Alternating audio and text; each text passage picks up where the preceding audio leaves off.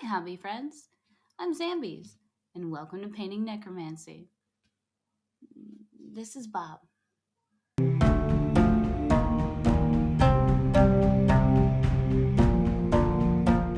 Part of what Painting Necromancy is about is finding creative ways to use discarded objects. Hmm, maybe bringing new life into them. One thing I love almost as much as painting miniatures, building the bases they go on. For this video, I'm going to show you something that I've been incorporating into some of my bases, and that's air dry clay. Let's do some experiments. Before we get into making some new bases, I want to share with you examples of bases I have already created using Model Magic. The air dry clay is very light, so I thought it would be ideal for making tabletop bases. This orc here is the first base I've used it on. It gets the job done for my first experiment, but I wanted to do better. My next try was this little diorama. I like the natural formations of the broken dried clay, which you can see in the whip pick is the purple and teal bits. I thought they would make for a good underwater scene.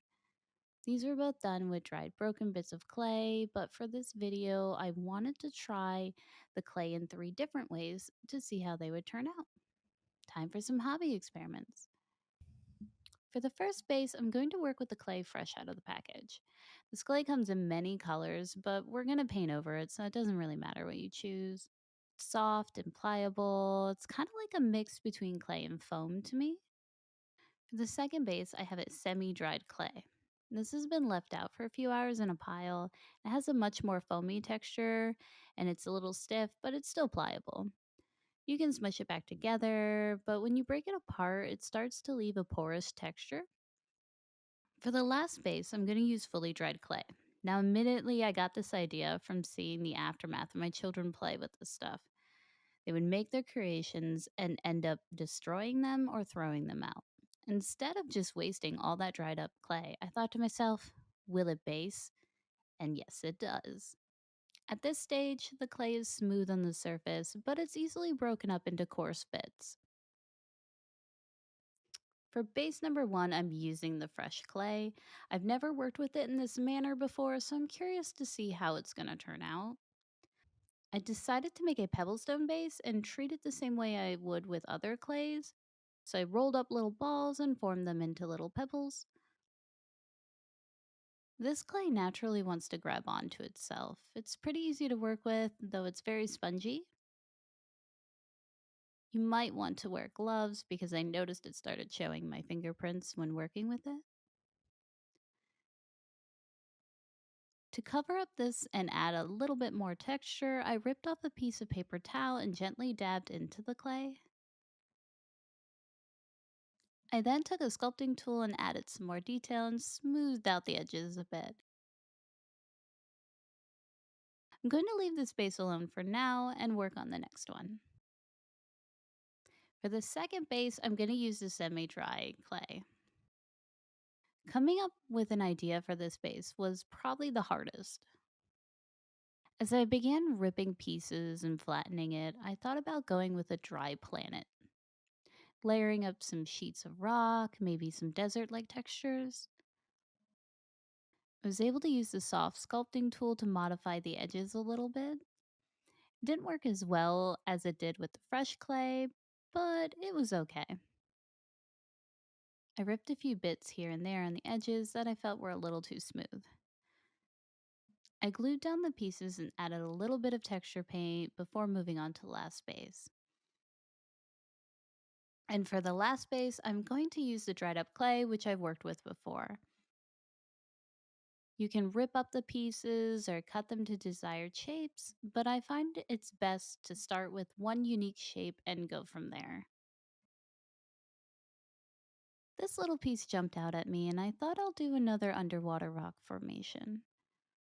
Then it's all about finding pieces that'll fit next to the one you like. Think of it like a puzzle game. With this base, I can grab the glue right away and start adhering everything down. I wanted to add a little plant to offset the rocks. So I grabbed these little fake trees I had got at the Holiday Dollar section at Target. These are the same plants that I used on the other underwater base. I added some little rocks to help hold the plant in place. Then I covered the ground in glue and sprinkled a little sand and dirt mixture on top of it. The package on the clay says it takes about 24 hours to dry and 72 to fully set.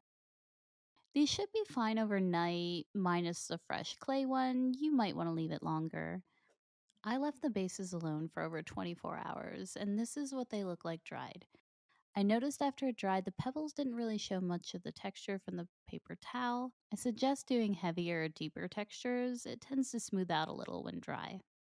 When working with dirt or sand, I like to dust off the base after it's dry so any loose bits don't come off while painting. I prime them all with an airbrush using black brown primer.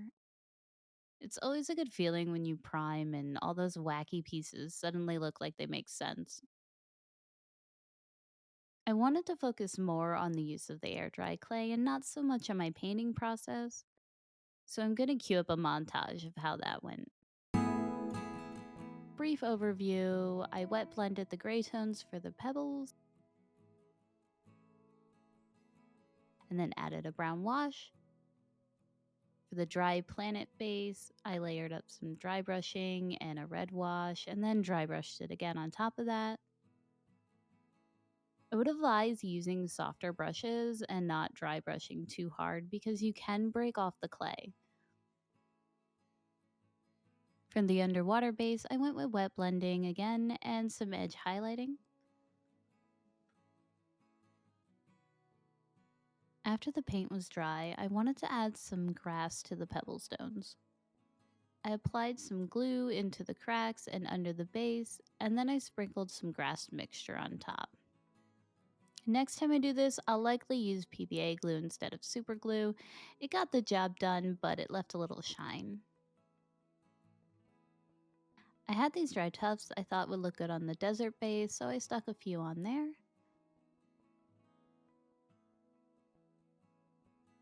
I didn't add anything else to the underwater base, so last part was to just paint the rims black. And here are the finished bases. I think they turned out pretty good for tabletop. I'm gonna keep playing around with air dry clay, and I think it's a fun alternative to other materials. What do you think of this experiment? If you have kids or know someone who does, I challenge you to reuse that old dried up clay, or get fresh ones and just make some art.